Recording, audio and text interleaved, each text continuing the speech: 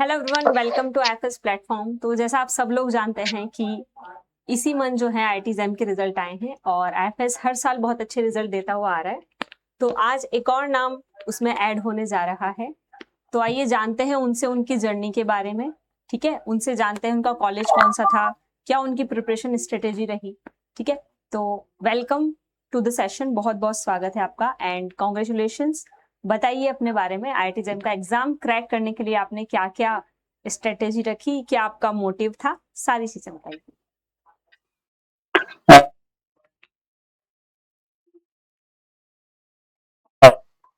So, myself Sasanka Barua, I am from Assam.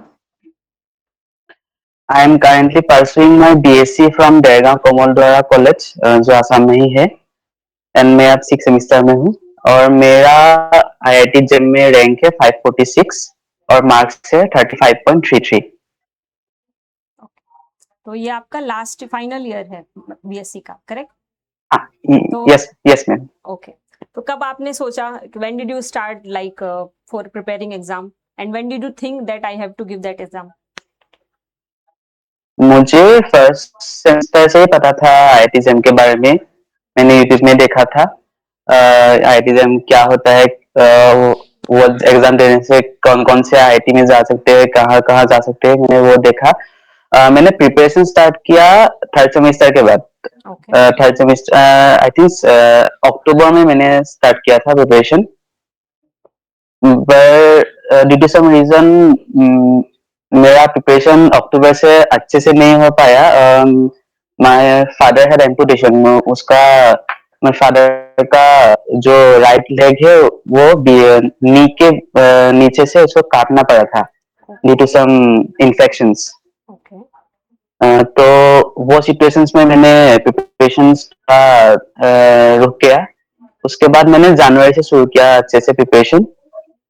तो वैसे ही मैंने स्टार्ट किया प्रिपरेशन, डीपीपी सॉल्व किया, देन वैसे ही शॉर्ट नोट बनाई, ऐसे प्रिपरेशन स्टार्ट किया था मैंने। ओके, अच्छा ठीक है। तो आप बोल रहे हैं कि जैसे फरवरी में एग्जाम होता है तो आपने थोड़ा सा आपका स्टार्ट आपने कर दिया था अक्टूबर से, बट ड्यू टू सम आपके घर पे कुछ इंसिडेंट हो गया, एक्सीडेंट हो गया था आपके पापा का और वैसा कुछ हुआ। तो अ, यस यस मैम। एक तो ये बहुत बड़ी चीज है जो आप बता रहे हैं कि घर पे थोड़ा सा अगर इश्यूज हो जाते हैं और अगर हम रह रहे हैं वहां पे तो हमारा माइंड थोड़ा सा डिस्टर्ब हो जाता है।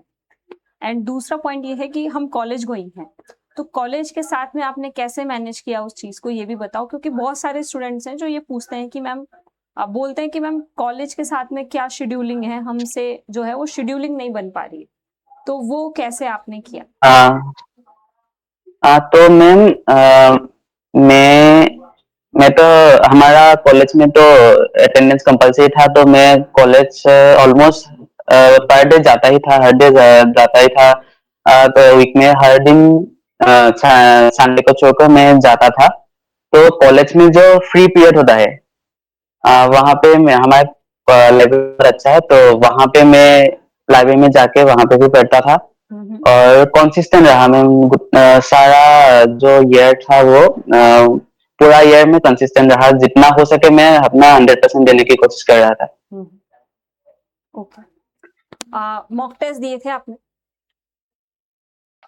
हाँ, मॉक टेस्ट दिया था। Mock test I think 30+ mock test मैंने दिया था। Full length test, minor test और सब मिला के मैंने 30+ मॉक टेस्ट दिया था। ओके, तो जब आप प्रिपरेशन कर रहे थे कहाँ पे आपको ऐसा लग रहा था कि यार ये वाला पार्ट जो है इसको थोड़ा और, हमें ऐसा होता है कई बार कि हम कुछ चीजें पढ़ रहे होते हैं, हमें समझ में नहीं आती है, कुछ कुछ चैप्टर्स ऐसे होते हैं जो हम कॉप अप नहीं कर पाते हैं और फिर हम थोड़े से डिप्रेस हो जाते हैं कि यार ये चीज मुझे नहीं आ रही, पता नहीं एग्जाम में कैसे होगी नहीं होगी। तो ये सब चीजें जो होती है इससे कैसे आपने ओवरकम किया, ये बताओ। मैम, मेरा सबसे जो मुझे सबसे बुरा सब्जेक्ट लगता था तो वो ऑर्गेनिक था। ओके। मुझसे क्वेश्चन सॉल्व ही नहीं होते थे। हम्म। मैं जब पढ़ता था तो फर्स्ट तो समझ आता था, सब समझ आता था, लेकिन जब क्वेश्चंस करने बैठे थे तो सब भूल जाता, ऐसा लगता था कि सब भूल गए, क्वेश्चन ही सॉल्व नहीं होता। तो फर्स्ट तो मैंने मेरा जो नोट था वो अच्छे से पढ़ा है। मतलब हर एक वर्ड मैंने अच्छे से पढ़ा। उसके बाद मैंने शॉर्ट नोट बनाए, जो रिएक्शन मैकेनिज्म का थोड़ा सा शॉर्ट नोट बनाया था, पर रिएजन का मैंने अच्छे से शॉर्ट नोट बनाया था, ताकि जो लास्ट मंथ एग्जाम के जो लास्ट मंथ थे, तो मैंने रिएजन का जो शॉर्ट नोट थे वहां से ही पढ़ा है। रिएजन का शॉर्ट नोट मैंने अच्छे से बनाया था। वैसे ही क्वेश्चन प्रैक्टिस मैंने ऑर्गेनिक में मैक्सिमम किया है। बाकी दो सब्जेक्ट को छोड़कर, इनऑर्गेनिक एंड फिजिकल को छोड़कर, मैंने ऑर्गेनिक का क्वेश्चन बहुत प्रैक्टिस किया है। ओके। तो जो लोग ये स्टूडेंट इस वीडियो को देख रहे हैं, जो आप ऐसा बोलते हैं जैसे इनका ऑर्गेनिक में थोड़ा सा इनको जो था डिफिकल्टी थी, या फिर ऑर्गेनिक इनको थोड़ी सी ज्यादा हार्ड लगती थी। कुछ स्टूडेंट्स हैं जिनको फिजिकल लगती है। तो आपने सुना, इन्होंने बोला है कि ऑर्गेनिक मुझे उतना पसंद नहीं है, उतना मैं क्वेश्चंस नहीं कर पाता था, बट उन्होंने उसी की प्रैक्टिस ज्यादा की है। तो ये चीज से आप ये समझो कि यार आप फिजिकल छोड़ रहे हो या फिर आप इनऑर्गेनिक छोड़ रहे हो, मतलब आप उसको पढ़ते नहीं हैं, तो आपको बजाय उस सब्जेक्ट को लीव करने के you need to practice more for that subject, correct? तभी जाके आपका उसमें क्या Yes, आएगा, ma'am. थोड़ा सा कमांड आएगा। तो ये चीज बहुत अच्छी सीखने वाली Yes, ma'am. बात है। हाँ। अच्छा, अभी जो स्टूडेंट एग्जाम देने वाले हैं, जो इस वीडियोस को देख रहे हैं, जो इस वीडियो को देख रहे हैं, आप उनको क्या सजेशन देना चाहोगे, क्या एडवाइस अपनी तरफ से, जैसे आपने अपनी प्रिपरेशन की है, तो क्या क्या ऐसी मिस्टेक्स हैं जो उनको नहीं करनी है आगे, और क्या एड ऑन करना चाहिए उनको अपनी प्रिपरेशन में, वो भी बताओ। हाँ मैम, पहले तो एक बात है कि प्रिपरेशन सही टाइम पे शुरू होना चाहिए, ताकि आपको प्रॉपर टाइम मिले सिलेबस कंप्लीट करने के लिए, एंड उसके बाद रिवीजन करने के लिए, देन मॉक टेस्ट देने के लिए। तो मेरा जो प्रिपरेशन जर्नी था, मैंने 3 पार्ट में डिवाइड किया है उसको। फर्स्ट तो सिलेबस कंप्लीशन, उसके बाद रिवीजन, एंड देन रिवीजन के साथ मैंने मॉक टेस्ट। तो स्टूडेंट को यही बोलना चाहूंगा कि फर्स्ट ऑफ ऑल इतना टाइम रखो कि फर्स्ट सिलेबस कंप्लीट करो, उसके बाद मॉक टेस्ट लगाओ, और उसके मतलब रिवीजन एंड मॉक टेस्ट उसके पैरेलली होना चाहिए वो। और मैं एक बात ऐड करना चाहूंगा, मैंने एक मिस्टेक नोटबुक बनाया था।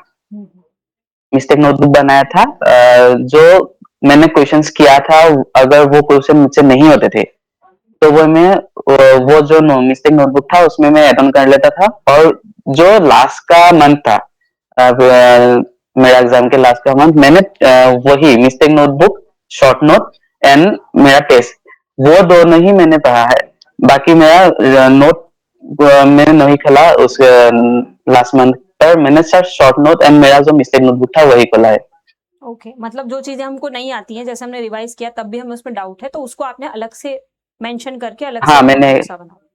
That is extra very notebook बना लिया था, बहुत तो बढ़िया। वो बहुत हेल्पफुल रहा, मेरे जो जर्नी थे वहां पे बहुत हेल्पफुल रहा। और शॉर्ट नोट के मैं बारे में बता सकता हूँ। शॉर्ट नोट जो आप एक चैप्टर पढ़ लेते हो, उसके बाद ही शॉर्ट नोट बना लो। करेक्ट। कंप्लीट कंप्लीट आप सोचोगे कि कंप्लीट फर्स्ट सिलेबस कंप्लीट करने के बाद वो शॉर्ट नोट नहीं, वो मेरे हिसाब से अच्छी स्ट्रेटेजी नहीं होगा। अगर आप शॉर्ट नोट के बाद अपना जो टॉपिक है उसके बाद ही आप शॉर्ट नोट बना रहे, तो वो ज्यादा हेल्पफुल होता है। मतलब बजाय हम पूरा सिलेबस का वेट करें, जैसे जैसे हमारा कवर होता जाता है चैप्टर, उसी के साथ में बना लेने चाहिए रिवाइज करते हैं, correct? Yes, okay, yes ma'am, yes ma'am. ठीक है। आपके पापा के कैसे है अभी तबीयत? Easy now? Okay.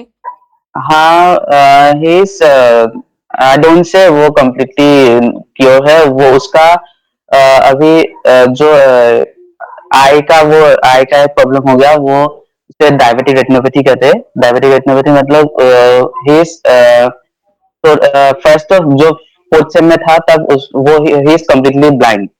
Then after some month हमने डॉक्टर के साथ कंसल्ट किया, तो आप वो 30% देख सकते हैं। अपने आए से वो 30% देख सकते हैं। नाउ ऐसे मतलब वो ज्यादा नहीं बोलूंगा कि क्योर है, but still okay. Okay. So what are your career plans now? Like you have cracked exams, so IITs में जाना है, ये सब मतलब आपने क्या करियर का अपना सोचा है आगे का? मैंने 12th में ही सोचा था। जब मेरा 12th खत्म हुआ, तो मैंने उसी समय सोचा था कि मुझे रिसर्च एरिया में जाना है, मुझे रिसर्च करना है, Okay. And to become the scientist. मैंने जब 12th में सोचा था, तो मुझे मन था कि मैं साइंटिस्ट बनूंगा। Okay. मुझे रिसर्च एरिया में बहुत मन है, रिसर्च बहुत पसंद है मुझे। तो आईआईटीज में एडमिशन लेना है और उसके बाद में आपको फर्दर रिसर्च में जाना है। चलिए, बहुत अच्छा। Yes yes ma'am. Okay, so all the best for your career. बहुत बहुत शुभकामनाएं अगेन मेरी तरफ से, आईएफएस टीम की तरफ से आपको। Thanks for giving this interview and thank you very much. Have a nice day. Thank you ma'am. ठीक है, thank you ma'am. Thank you.